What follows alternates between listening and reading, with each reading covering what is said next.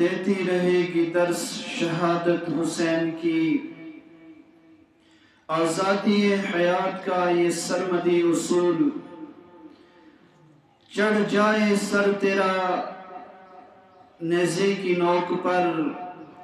لیکن یزیدیوں کی اطاعت نہ کر قبول۔ میدان کربلا میں شجاعت حسین کی،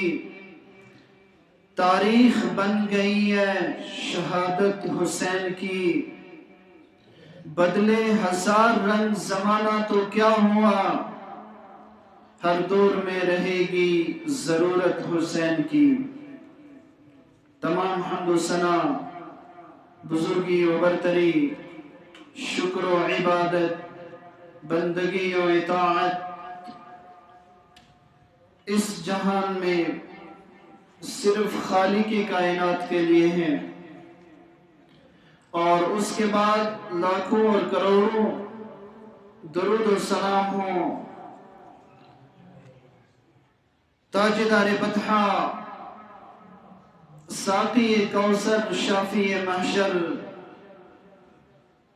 محمد رسول اللہ صلی اللہ علیہ وسلم پر۔ میرے ایمانی بھائیوں، خالق کائنات کے اس کلام اللہ بلکہ قرآن مجید کی آیت مبارکہ میں نے آپ حضرات کے سامنے تلاوت کی۔ دعا ہے اللہ رب العزت مجھے قرآن اور حدیث کی روشنی میں صحیح اور سچ بات کہنے اور پھر ہم سب کو اس پر عمل کرنے کی توفیق نصیب فرمائے۔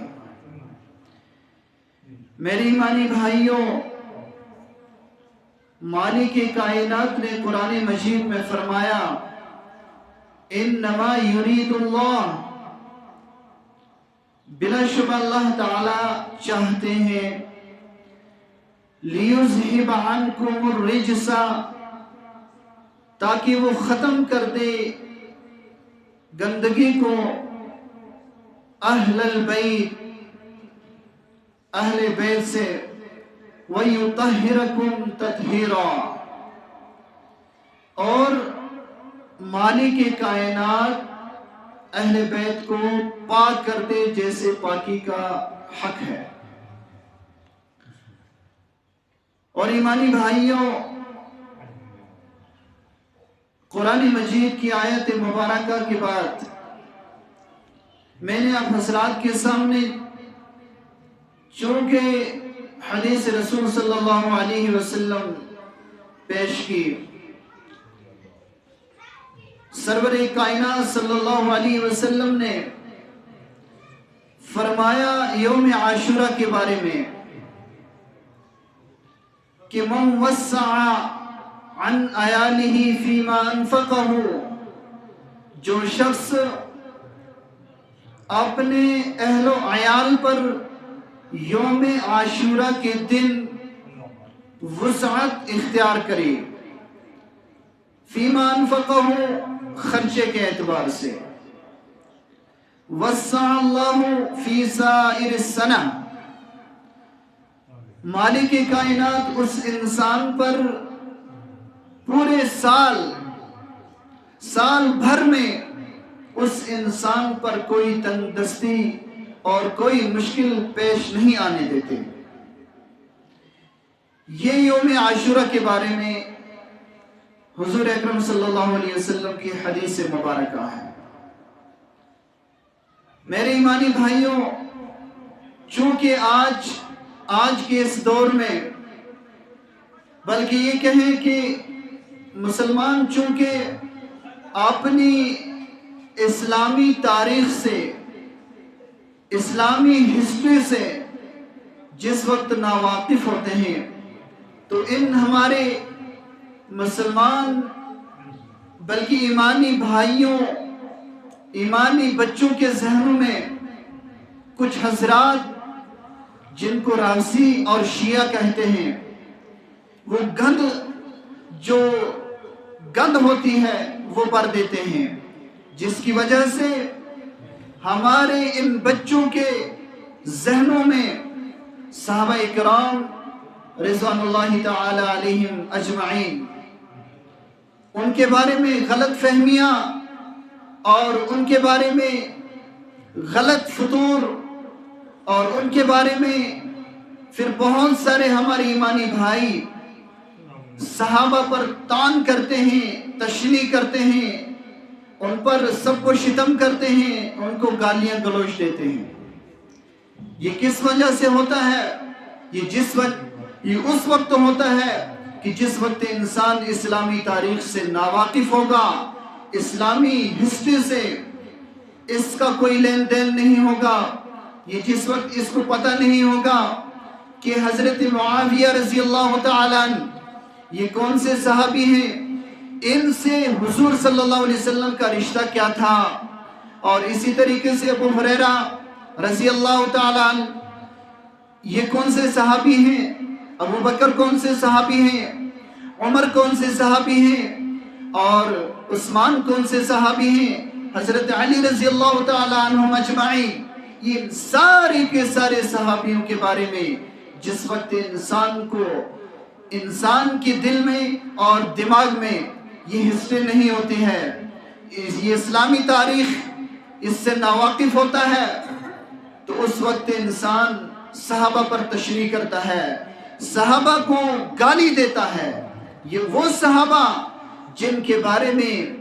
اللہ تعالیٰ نے قرآن مجید میں فرمایا اولئک هم المفلحون، یہ لوگ کامیاب ہیں، اولئک هم الراشدون، یہ ہدایت یافتہ ہیں،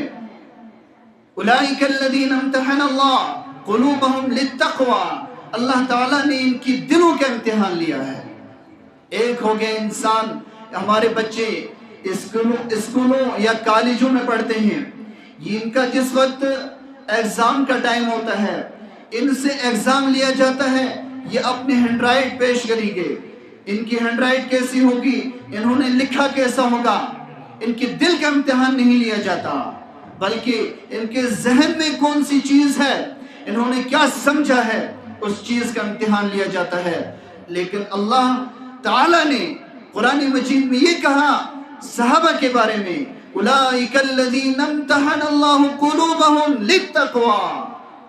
اللہ تعالیٰ نے ان کے دلوں کا امتحان لیا ہے۔ میری ایمانی بھائیوں، آج چونکہ محرم الحرام کی 9ویں تاریخ ہے اور کل 10ویں تاریخ ہے، اس دن میں بہت سارے معاملات پیش آئے، بہت ساری چیزیں وجود میں آئی ہیں۔ حضرت موسیٰ علیہ السلام ان کو نجات ملی فرعون سے یوم عاشورہ کے دن پر، اور ایسی بہت سارے کام وجود میں آئے۔ لیکن میرے ایمانی بھائیوں، ساتھ میں یہ یاد رکھنا چاہیے کہ جس وقت حضور اکرم صلی اللہ علیہ وسلم پر ماہ رمضان کے روزے فرض نہیں تھے، اس وقت یوم عاشورہ کا دن، عاشورہ کے دن روزہ رکھنا فرض تھا آپ صلی اللہ علیہ وسلم پر۔ اور جس وقت مدینہ منورہ میں میرے اور آپ کے آقا تاجدار مدینہ محمد عربی صلی اللہ علیہ وسلم تشریف لاتے ہیں، وہاں پر دیکھتے ہیں کہ یہودی لوگ بھی اس دن پر یوم عاشورہ کے دن پر روزہ رکھتے ہیں۔ تو حضور اکرم صلی اللہ علیہ وسلم نے فرمایا تھا کہ اللہ تعالیٰ نے اگر میری زندگی اگلے سال، آئندہ سال رکھی تو میں اس دن کے ساتھ یا تو 9ویں کا روزہ رکھوں گا یا 11ویں کا، یعنی یہودیوں سے مشابہت کو دور کرنے کے لیے آپ صلی اللہ علیہ وسلم نے یہ فرمایا تھا کہ ایک دن ایکسٹرا اس کے ساتھ ملا دیں۔ اور یہ امت کے لیے بھی ہے، جو انسان یوم عاشورہ کے دن روزہ رکھتا ہے اس کے پچھلے ایک سال کے گناہ معاف کر دیے جاتے ہیں۔ لہٰذا کوشش یہ کریں، چند ہمارے ایسے بھائی ہوں گے کہ جنہوں نے آج بھی روزہ رکھا ہوگا اور ان کو اپنی جگہ پر وہ پر امید ہوں گے، بلکہ انہوں نے ارادہ کیا ہوگا کہ وہ کل بھی رکھیں گے۔ ایسے ہی اگر کسی نے آج نہ رکھا ہو، وہ کل روزہ رکھے اور اس کے ساتھ پرسوں میں، یعنی سنیچر اور اتوار کے دن روزہ رکھنا چاہیے۔ یہ امت کے لیے ایک پیغام ہے۔ لیکن میری ایمانی بھائیوں، اس دن میں کیا واقعہ پیش آیا، کیا چیزیں وجود میں آئی کہ جس وقت حضرت امیر معاویہ رضی اللہ تعالی عنہ ان کی وفات ہوتی ہے سن 60 ہجری میں. یاد رکھیے گا سن 60 ہجری میں وفات ہوئی. تو ان کے بعد جس وقت ان کی فرزند، ان کا بیٹا جس وقت تخت نشین ہوتا ہے، حالانکہ اس سے پہلے امیر معاویہ رضی اللہ تعالیٰ ان کی وفات سے پہلے انہوں نے کام یہ کیا تھا کہ چند صحابہ سے، بڑے بڑے جو بھی صحابی تھے، جو بھی گورنر تھے وہاں کے ملک شام اور دمشق وغیرہ وغیرہ کے، تو ان سے یہ مشورہ لیا تھا کہ ہم اس وقت ولی عہد میں چونکہ بوڑھا ہو چکا ہوں اور میں اپنی جگہ پر ایک ولی عہد مقرر کرنا چاہتا ہوں، میری یہ رائے ہے. امیر معاویہ رضی اللہ تعالیٰ عنہ نے یہ کہا تھا کہ میری یہ رائے ہے کہ میرا بیٹا یزید جو ہے یہ اس کے زیادہ حقدار ہے، چونکہ یہ جاننے والا زیادہ ہے، یہ شریعت کو زیادہ پہچاننے والا ہے. اس وجہ سے انہوں نے مشورہ کیا. مشورے میں طے یہ ہوا کہ ٹھیک ہے، آپ جو مناسب سمجھیں. چونکہ اس وقت کی خلیفہ امیر معاویہ رضی اللہ تعالیٰ عنہ تھے. امیر معاویہ کے بارے میں چونکہ بعض مسلمان گالیاں اور ان پر سب و شتم کرتے ہیں، ان پر تشریح کرتے ہیں. حالانکہ یہ بھی یاد رکھا جائے کہ امیر معاویہ رضی اللہ تعالیٰ عنہ ان کو حضور صلی اللہ علیہ وسلم نے دعا دی تھی کہ اے اللہ، جس طریقے سے اللہ رب العزت سے دعا کی تھی کہ یا اللہ ان کا پیٹ علم سے بھر دے. اور ایک موقع ایسا آیا تھا کہ حضور صلی اللہ علیہ وسلم کے ساتھ سواری پر بالکل قریب تھے. میری ایمانی بھائیوں، یاد رکھا جائے کہ جس انسان کے بارے میں یا جس انسان کے ساتھ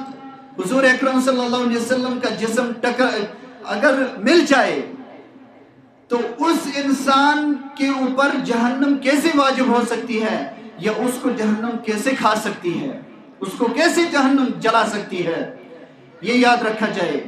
بہرحال ایمانی بھائیوں، یہ جو شہادت ہے حضرت حسین رضی اللہ تعالیٰ عنہ کی، اور میدان کربلا میں کون کون شہید ہوا، ان کو چونکہ تاریخ میں بالکل ہو بہو بیان کیا گیا ہے، لیکن ہمارے مسلمان، میں نے آپ سے عرض کیا کہ ہمارے مسلمان بہت سارے ایسے ہوتے ہیں تو وہ تو پہلے پڑھنے کی کوشش نہیں کرتے، اور اگر بعض کوئی پڑھتا بھی ہے تو آدھی ہسٹری کو کھا جاتے ہیں، آدھی ہسٹری کو بیان کر دیتے ہیں. یہ کہا جاتا ہے کہ حضرت امام